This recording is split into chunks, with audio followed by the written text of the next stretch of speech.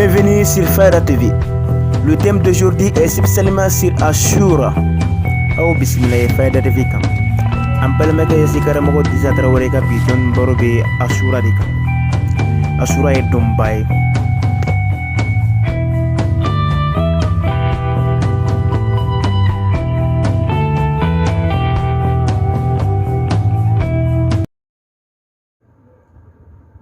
أعوذ بالله من الشيطان الرجيم بسم الله الرحمن الرحيم اللهم صل على سيدنا محمد وعدد ما في علم الله صلاة دائمة بدوام ملك الله قال ربي اشرح لي صدري ويسر الأمر واحلل عقدة من لساني يفقهوا قولي يا رب العالمين. السلام عليكم يا جماعة المسلمين والمسلمات. أمي على فو ليكو فيا أمي تغين على فيا كبو شيطان تورما شيطان من على فرلا كيرني دو أمين على فيا على كدو أناجي kofe am kishi ani nema yini ala fe ko ga kirana so dungo ka ko fa ni mo sona ka tukula am kishi ni nema yini ala fe aka bela jende ka ko fa man la ga bawfu ama fawfu ama mbawfu si ni ame nyogon so bunuma ni ame nyogon ko ngantu la ese bla de duma ni ama nyogon ko makala te do di kira anga nyala waso bo ambofu luga foli wati bamulo fie mambo fo ko so ko chesru no wuli ga jola lumu no chesru gera sobe ko anga nyela ka nga nyela bo so ya mufu ko fe laga bawo kanu bawo ambawo fo lame bawo ambawo befo aw foli ko fe ka wali nyuman don aw foli ko fe abu wakati mina abu sanga mina mimi aka bararo la mimi ti bararo la folo mimi barada mina folo befo lido malikono malikoka amba befo kofe aw dingani aw balmake no e karamogo Yassir Idrissa Traoré ne de sigde do bi amina baro doke amina baro de kam mun kambi amina kuma mun kabi ama fa bidema spécial Ashura amina kuma Ashura de kabi amina kuma Ashura ka tugodi nafa do bi Ashura la Ashura do ye wakati asira kaba bon nafa munum bala ko sayere kono ko bebe labena ben Ashura di san ko bebe labeni Ashura ndi ambora Lailatul Qadr la angongo de wala tike shuye ko munum be ni ulayina ulatike ka bella latike shura no Ashura shuye no Lailatul Qadr shuye bo Ashura de bara de bla senga femun labena Lailatul Qadr la kana se Ashura ma wolde labene be ala bodo anaka melekaw bodo wolde bla sira ka bara be damine ka beni Ashura mo nga fantan Allah tigera mo nga wartigi Allah tigera mo nga masaka Allah tigera mo nga masaya bi masira mo nga fatu mas bi seni sangono mo nga mbi balo ni sangono mo nga bangi ni sangono bebi Allah tigera ka ben ka bla sinka ka bara be damine sankura bara be damine Ashura donc amina dofo Ashura ndika bo Ashura mini ala yi ko chamam bakke Ashura kono amina ko Ashura ndika amina kuma ka togodi amika labem nu sabati Ashura ina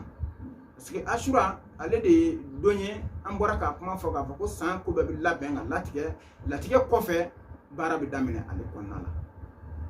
ko latige kofe ni bara bi damine akonna na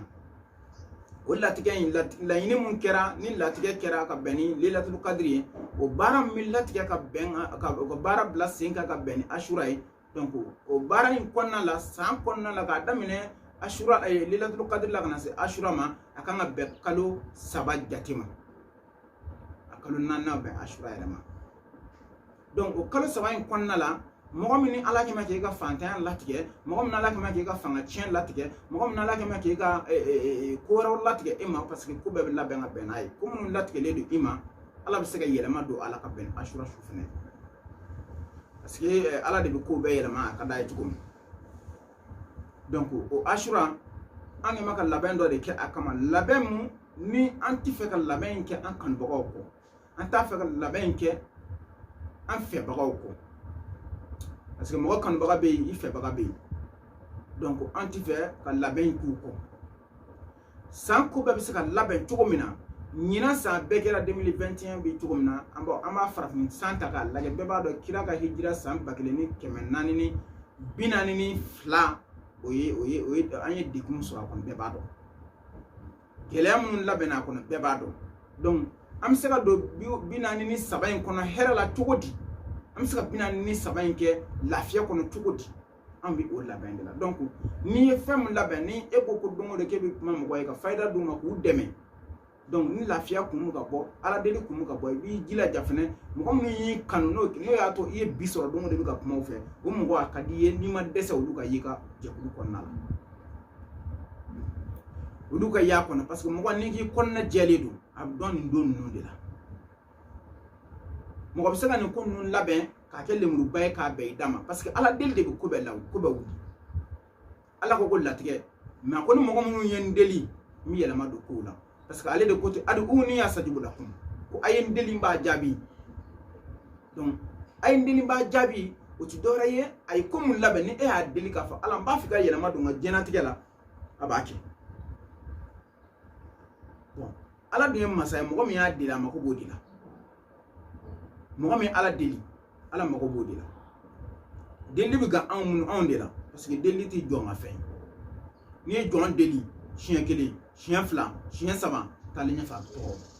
a dɔ la n'a ma dogo i la a b'a fɔ mɔgɔ ye a y'a fɔ n ti yan ou bien a k'a fɔ ko a y'a fɔ ko n bɛ sunɔgɔ la ou bien a ka kuma téléphone na bon anw de bɛ se k'o kɛ bon ala mun ko ale ka wele sanga ni waati bɛɛ ko o ka d'ale ye k'ale b'an sɔn bon ala o de ye masa ye masa mun ni deli de bɛ ale nisɔndiya dɔ b'a yira k'a fɔ ko n'i y'a ye kuma min kuma ala degun bila adamadenw kan o kun tɛ dɔ wɛrɛ an ka ale deli mun kɛ an bɛ jɛ k'a fɔ ala o b'ale ala ɲɛnajɛ de donc ala b'a fɔ a ja ne ka jɔnw hakili bɛ na parce que ala b'a adamaden da wagati min na mɛlɛkaw kun ko ala kana adamaden da parce que ko mun na ko adamaden bɛna kɛ kotakɛla ni tiɲɛnikɛlaw de bon nin don ninnu na ala fana bɛna waso a ka mɛlɛkɛw la ne nin de ko mɛlɛkɛw aw ko ne kana adamadenw da an ɲɛ t'u la u bɛ kɛ n bato cogo min na an ɲɛ t'u la u bɛ ka n kɛ cogo min na infiniment fɛn o fɛn bɛ na ala ka bonyaw kɔnɔ ala ka donba fɛn o fɛn bɛ na ala waso mɛlɛkɛw la n'a ye donc o waso min bɛ kɛ mɛlɛkɛw la n'o y'a sɔrɔ mɔgɔ min kɛlen don ka laɲini dɔ kɛ ala fɛ ala b'a fɔ tiɲɛ yɛrɛ la e ne kuma bɔ n ka mɛlɛkɛw ka kuma dɔ ma donc n b'i sɔn donc o de kama an kɛlen don ka asura labɛn asura min n'a ka d'an ye an jɛɲɔgɔn bɛɛ ka don a kɔnɔ o de ka di an ne kun ye ka don a kɔnɔ cogo di an kɛlen bɛ ka asura labɛn cogo di an kɛlen bɛ k'a labɛn ni kuranɛ kalan belebele kuranɛ kalan min ni ala deliw b'a kɔnɔ k'a daminɛ asura kalo tile fɔlɔ fo ka taa se a tile 10 ma an kɛlen bɛ ka labɛn de kɛ parce que n'i ye asura lajɛ tile 10 yɛrɛ n'o ye asura yɛrɛ don ye ko caman latigɛra ka bɛn n'a ye mɔgɔ b'a fɔ ko diɲɛ ye wulili min kɛ n'o ye nabila nuhu ka tufana ji ko ye tufana ji jara ka bɛn ni asura don de tufana ji a jɔra ka bɛn ni asura don ye dɔ b'a yira ko hɛrɛw kɛra asura kɔnɔ o kɔfɛ nabila musa ale fana sira Firawuna n'a ka san 40 ni mankan kɔfɛ san 40 kɛlɛ kɔfɛ a sira Firawuna n'a ka bɛn ni asura don ye jɔmina kalo tile 10 ye o kɔfɛ nabila ibrahima ale salamula ale fana bila tasuma na kafiriw fɛ ka bɛn ni asura don fana tasuma ma se ka foyi k'a la ni tasuma kɛra a ma hɛrɛ de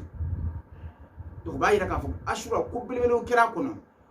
nabila yunusu n'o ye an b'a fɔ ko yunusa radiyallahu anhu ala ye nabila yunusa a donna jɛgɛ kɔnɔ bɛɛ b'o dɔn k'a fɔ k'a donna jɛgɛ kɔnɔ a ye la ilaha illa anta subhanaka inni kuntu minaz zalimina a y'o de kuranɛ aya in kalan ala ye sɔnna ka hinɛ na k'a bɔ jɛgɛ kɔnɔ ka sɔrɔ a ma sa ka adamaden don dibi 3 la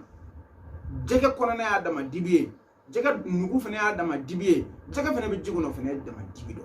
donc dibi 3 ka adamaden don kɔnɔ ka tila ka bɔ o ye ala ka koba de donc o ye nisɔndiya koba ye ala bolo o ye nisɔndiya koba ye jɔnw bolo parce que an jɔɲɔgɔn dɔ de nisɔndiyara ka bɛn ni a ye donc o ye asura don ye o bɔra ka jɛgɛ kɔnɔ ka bɛn ni asura tile 10 ye bon ni asura lajɛ diɲɛ bɛɛ bɛ asura fɛti bɛɛ b'a fɛti n'i ka fɛti cogo di yani kira ka asura fɛti daminɛ kira y'a sɔrɔ kira tun b'a bonya mais yani kira ye asura bonya ye kafiriw de la Madina ani Maka a y'a sɔrɔ ne jɔmina kalo tile 10 sera u bi ko caman k'a kɔnɔ dɔw bɛ sun u b'u ka kafiriya sun b'a damana u b'u ka sun kɛ u yɛrɛ u ka boliw ye ko bi ye an ka san yɛlɛma de donc n'i y'a lajɛ budaw fana ba a soja ke no ni soja e endu ba ke no ga ketugo adola endu bi min ke ala de ba do bo san kibaru ni ame san ale de fana san parce que san ti do re kalo bota ko bo don jate ye kalo mi bo o don ko jate o de to kalo o de janvier ni février ni mars ni avril ni o de o lui a fuma go tlela jate mais kalo la jate o de kalo mi bo o bi jate o de san fana jate ala ko kale kalo san be kalo tan ani flama donc o kalo tan fla san ma bi ben ashura tile tamuma ashura kalo bi jo o san yana mane o de kama anya laben ka fo ngami kurana kala laben depuis ashura kalo tile folo katabla atletana donc o laben konna la amina ye ka fo ko ni ashura fana dusuka shko do fana kera kono dusuka shko men kera kono kira muhammad sallallahu alaihi wa alihi wa sallam ale modin no husaini ale fana fakara ben ashura do e karbala do bayira dusuka shku do kera kono bon mo ni ko flanana aba afla ba bisika ke do bi ni so diata parce que dina am do mo bi ko tlané do ni so goyenta do ni so diata bon ni so diani ni so goyen lage afla be kini mo ni afa men feti e ashura so parce que be dami ka tawolo la ka beni o tugoya wi donc ashura la am fene alla nyini am nanga kan bogo bi sika fara nyonga nga chogodi ka sika ashura fene nyana maya am fara nyonga nga chogodi ka sika ashura la ani nyonche am fara nyonga nga chogodi nyina ay de ko musoro sanwara nga sika kishi o de mu toroma parce que ni ay kalo le tan fla ni ay kalo tan flana de la san kalo tan flana kalo botala donc ala bi son chogodi ka an nga san yelema an bulo ka ke here an bulo na so an munu nga degun ye nyina san wore ala bi se ka chogodi ko o yelema an bulo ko ke here an bulo do wodi kama ay ashura labe an ye lelatul qadr labe ngan to ke an kelina donc ni ala sona ka doma mu yirana na ngam doma mu vene baraw ke ami fendo mina ami je ananga kan bo bi je baraka ka donc wodi kama mina ashura nyina maya en konnala mona tala ala bi se tugum naka andeme ala di kanga wole ka ba anjabi ala di fana afa ka qur'ana kono ko gumma inda kum yan fado ma inda allah baki ko mimi an fe ko be ban ko me ko mimi ala en fe ko tiba donc ani ala tay bambali ka tlaka fa adu uni asajibu lakum kay wuli ko ma jabi donc en fene aye ka fo nyina sambi tugum na ala de gido dogole do ma kay an tan sanwore tugo don an nyi bora nyina sambi na mo samun anyo gele ya tuguyi banaw gira kono mo chama nga bara chena ko chama be alni mi bara la watti so bon samara ala bisaka do anno che chugudi ala bisaka do anno kolola che chugudi ala bisaka do anno degun che chugudi de kama ay ashura anya lage afo o san kalu damino ye an ala de la kono wa ala ban jabi an dambulo parce que amina ala dil ni minyi ala ban jabi donc ode hukumu konna na ya yira ka fo chena mandanye anga ke tungaranjo ko kirangere ne la tungaranjo c'est to ludi ni bon ko lage bi bon ko fale do ashura ke bagala ni mallang mali fale do ashura ke bagala mali en bebta fando fe mais kirangere ma tungaranjo olu de ga ashura ko jorobe ka awna na be parce que olu de ga ko ka kene olu de be degun kono amana ke togo am degun kono an degun an ba dlan nyonja parce que am faso de kono an ba dlan nyonja togo do la am nyonja mina togo do la mais olu ka ko ka gelen parce que degun togo yaw kam ay aw fe mo ti do mo ka be bi yere yi oni envenema be be ba ki ka so kono be bi tani ki ka so bo ala mo jama non farla nyanga ka je ko gene ala soni uma mo ko mana je kali ngalo la beni jama jera ka ngalo la ala barka do ka ngalo la donc jamu no jira ka tien laben do ba yira ka foko barka do tien fene nambulo donc wodi kama ne ko ni bora bi mi na fo aw tumaran kiwoye an munu malla no du dambe ana no du sombe an no du yan kanu ka fo beye ka fo amina ashura labe ashura mi mo mi ni seko e miye e seko ke akwana la parce que akadanye iye fembo wo ima fembo yi to ko bala parce que lelatul qadri temenena do ya yira ka fo ama fo jona do ya yira ka fo tiere la an mu fe ka do ala me ko charama o kunye latige shu ko kan latige yela maka ke an Allah ni were ye tugun we ashura parce que labɛn bɛɛ kɛra ala y'a ka labɛn bɛɛ kɛ ka papiyew bɛɛ labɛn ka ban ka bɛn ni Ashura de ye donc Ashura mana se u b'u bila sen kan donc n'olu bɛ bila sen kan an bɛ fɛɛrɛ kɛ olu n'a sɔrɔ degun b'a kɔnɔ ala bɛ se ka degun in falen cogo min na k'a kɛ hɛrɛ y'anw bolo parce que ale de k'an k'a wele k'a b'an jaabi donc o de hukumu na an ko k'an bɛ jɛ ka ɲɔgɔn dɛmɛ an k'an bɛ jɛ ka dugawu kɛrɛnkɛrɛnnen kɛ ɲɔgɔn ye san kɔnɔ san hɛrɛ bɛ se ka na cogo min na ala bɛ se ka don an ni san balawu cɛ cogo min na an y'o de labɛn kɛ o de kama an bɔ k'a fɔ mɔgɔ mɔgɔ b'a fɛ k'i yɛrɛ ye nin ko kɔnɔ sira dayɛlɛlen d'u ye mais e min bɛ yen nɔ fana ni e min fana bɛ yen n'e sigilen don k'an lajɛ a se tɛ e ye i k'a bila i kunna k'a fɔ k'i fana tɔgɔ de bɛ ala parce que ala bɛ baara kɛ ka mɔgɔ ye ka da a ka ŋaniya de kan kira ko dɛ ko baara o baara k'a bɛ kɛ ni ŋaniya de ye innal a'malu binniyati ko baara o baara a bɛ kɛ ni ŋaniya de ye donc e min fana bɛ yen n'a se tɛ e ye ka y'a kɔnɔ ɔ e ka ŋaniya fana b'an bolo yan parce que an bɛ ka nin kalan in kɛ jamana ɲɛ an bɛ k'a kɛ an yɛrɛ ye an bɛ k'a kɛ tungarankew ye an bɛ k'a kɛ diɲɛ hakaja diɲɛ bɛɛ ye parce que mɔgɔ n'i ko k'i bɛ dugawu kɛ duwawu min minɛ ni duwawu bɛɛ ye o ye ka duwawu kɛ i ni jama de kana duwawu k'i kelen na mɔgɔ mɔgɔ ye duwawu k'a kelen na a kelen duwawu ti minɛ parce que n'i y'a ye ala an b'a fɔ ko duwawu man ɲi kelen na ala yɛrɛ b'a fɔ a ka kuranɛ kɔnɔ yɔrɔ o yɔrɔ k'ale ala b'a fɔ anw masaw anw masa ala ni dɔn don o b'a yira ala ye kelen de ye mais k'o ye mun ye ka anw kalan parce que tawhidi de don ala ye kelebantiya don mais ala bɛ kuma kan o balaka don pour que ka anw de kalan kuma dɔn na an ka dɔn ka ko foyi tɛ se ka kɛ an kelen donc ni ko ko kɛ a fɔ ko jama ni ko min kɛ ala deli diɲɛ hɛrɛ o hɛrɛ la a fɔ ko ala ni nɔgɔya anw ye donc ni nɔgɔya anw ye i kanubaga minnu bɛ n'i y'olu sɔrɔ ka fara i kan o fana bɛ diya i ye olu fana tɔgɔ don a la o fana bɛ diya i ye olu ti ban ko kɔnɔ parce que kira yɛrɛ dɔw ta o tɔgɔ ma ka duwawu k'u ye ala fana dɔw ta o tɔgɔ ma ko aw mɔgɔ damadɔ bɛ yen silamɛya kɔnɔ aw ti jeni fiyewu aw mana ko ko kɛ aw ti jeni donc kira sahaba cɛ 10 ta a tɔgɔ ma ko ni sahaba cɛ 10 a ti jeni o b'a yira tan dɔgɔma bɛ ala fɛ yen mais a mana kɛ cogo o sahaba kɛra cɛ 10 sinon a tun bɛ se ka ko cɛ sahaba kelen mais a bɛ se ka ko ne kelen mais a ko 10 o bɛ mun yira o bɛɛ bɛ anw de yira o même temps ala fana tila ka ko anw masaw bɛ na nin kɛ tan anw masaw de ye ko ka nin kɛ anw masaw de ye k'a k'an bato donc masaw ti dɔwɛrɛ ye masaw ye anw de ye o kɔrɔ ti dɔwɛrɛ anw fana kana se k'a fɔ ko bɛ la k'a fɔ ko anw mɔgɔ min ko ne ala t'i to yen donc o de tun bɛ n bolo bi ka yira aw la k'a fɔ ye Ashura baara an y'a daminɛ ni ala sɔnna Ashura kalo bɛna jɔ a baaraw bɛna daminɛ mɔgɔ mɔgɔ i bɛ se fɛ k'i yɛrɛ ye a kɔnɔ i seko ye min ye ni ala sɔnna baara ko dayɛlɛlen don bɛɛ ye an ka siraw dayɛlɛlen don bɛɛ ye bɛɛ bɛ se ka i yɛrɛ y'a kɔnɔ o bɛ diya n ye kosɛbɛ kosɛbɛ parce que mɔgɔ i bɛ baara o baara la i b'a la i kanubagaw de ye i baara o baara parce que an b'a kɛ san o san an yɛrɛ ye an b'a kɛ san o san an yɛrɛ ye mais k'a kɛ furuba ko ye bi nin y'o fɔlɔ ye k'a kɛ bɛɛ ka bɔ a kalama nin y'a fɔlɔ fɔlɔ ye donc ni min y'a fɔlɔ ye an ti fɛ an kanubagaw ka to kɔ an ti fɛ e y'an kanu o i m'an kanu a ka d'an ye bɛɛ ka ye nin kɔnɔ diɲɛ bɛɛ bɛ se k'i yɛrɛ ye nin kɔnɔ cogo min d'anw ka tungaran kɛ n'i ye se kɛ anw ye maliyɛn bɛ diɲɛ jamana o jamana kan i bɛ ye nin kɔnɔ k'a fɔ k'i t'a kɔnɔ anw ŋaniya la o tɛ dɛ k'i tɔgɔ yɛrɛ de y'a kɔnɔ a nin degun de bɛ ne karisa kan n b'a fɛ ɲinɛ san kɔnɔ ne ka nin ko in ka yɛlɛma donc n bɛ fɛ bɛɛ de ka y'a kɔnɔ donc o ye n ka ŋaniya de ye bi k'o yira o bɛɛ la donc o de tun ye an sigi kun ye yan bi k'a fɔ Ashura an kɛn bɛ k'a labɛn cogo min na n bɛna o cogo fana fɔ ye k'a daminɛ Ashura tile fɔlɔ ka taa bila a tile 9 an b'o kɛ ka yaasi kalan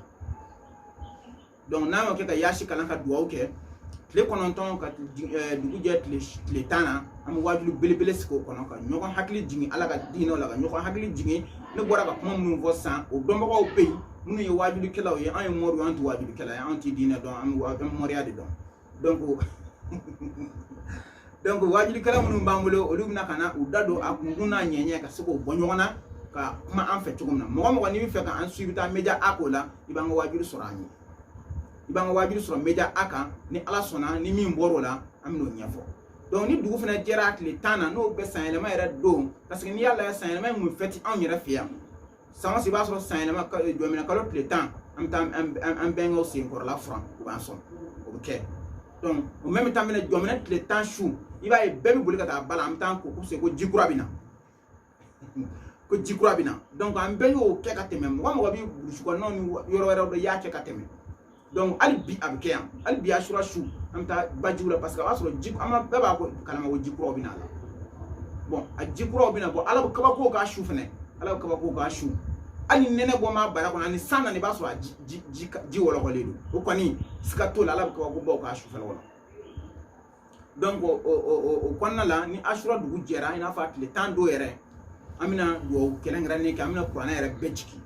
to qur'ana bejiki o ni ala sona kan gersiga mina am saraka bo ko do ke sam sika jabbe bulu tugumna mali yere bi digum ngona mali bi toro ko ngona mali bi mashulum ngona bi mali bi sika kwa kono tugudi mali yere bi sika lafiya sura tugumina je bi sika haka ja nya bana tugumi je kono toro ko me je kono ab sika wuli tugumina to am do kelengra ne ke pour que bebe sika lafiya tugumina o ko fe mo ko nu ye demeke anyu ulu fena bi sika lafiya da sura tugudi amu benyini ala fe parce que ashura do yanga do bado yi mam do kengra ne kula bo ko fa fene konna na fene ashura fene na samu sa sayre man nashi ama bo ayira man ko amanga de mayo ko nayi bo sayre man nashi fene anke mako bo ambo di pema bo sayre man nashi amba di ko fe mo ko ma am sika di an tumura ngami alage ka di o mo wanani kemenani andrometan am sayre man nashi amba di bema wala beb sika asoro bon ashufna ne parce que atsaka soroni ashura ira dote ashura dode amina kalo jin bajinta ko ke ka nashimi ko noye ka bla ka tadi bema bebi taso ni ala sona ashura konna anyo maka la gamu sabati ala salama nashu boledo mimi sika do an san toro ko je ka yiru na fembe kala mimi sika do an san bala ko je mimi sika do an san toro ko jam mashi ba ko adem ko donc anyo mako fina labin ka salama nashi nyina man labin la salama nashi mini an yira doro ugana na ay munu sura an fa ko ay munu sura an mo ke ko an yota ne o ni ala sona parce que salama nashi ko ti ko prayon fiya la da ko didu mais a tion fina bi parce que la da be fina ti tien doy o mais alhamdulillah ay munu to ma an mo ke ko na ay munu to ma an fa ko alhamdulillah lu ya tien wi o ni ala sona an mo fina bara ko na la mo fe ka akuma bo wa nani kemenani andrometan to amba fe ka akuma bo ni ko mo ke mo ko di bala kofe donc sira da le do be de sisa bi segi ga war sara bi segi min ke bi sego ke donc ashura ko tabule mi an yama kala be kala o la be de flani donc amun sigi me bi am sega min fo o ye bi o de gmini ko fe amina min fo dron safna mu plan nyum klina na ba nyi be fe be ga safna ta ko chama mi safna na parce que ma chama mu ga fanya ko no alabi ma chama mu ga fanya alabi mais antina be ro femero fo ale kable donc o de nyanga bisigi tabule an kun fe ka kuma min ka o de kun ashura ko spécial ashura donc an fe ka kuma le de kambi mo bi se ka ashura ren na fa do tugudi mo ne dambala mo klobinela ne ti fe mo shika to konna ne bi fe malien mi gien yoro jamana gien fan continent fan ka akadine be ka yeni ko konna la nti fe ni ko ka kede na ko nti fe ni ko ka ke ma afla ko nti fe ni ko ga mo ko so mi fe gien be ki se donna al mun ti malien gien be ki se donna do bayna parce que nous devons la même en fait à la débat donc au dernier on a bi kuna foni ka di awma hakato bo wasalli ala rasul amba fa rabbana atina fid dunya hasanatan wa fil akhirati hasanatan wa qina azaban nar rabbana la tuzigh qulubana ba'da idh hadaytana wa hab lana min ladunka rahmatan innaka antal wahhab allahumma salli ala muhammad wa ala ali muhammad wa sallim subhana rabbika rabbil izzati amma yasifun wa salamun ala al mursalin walhamdulillahi rabbil alamin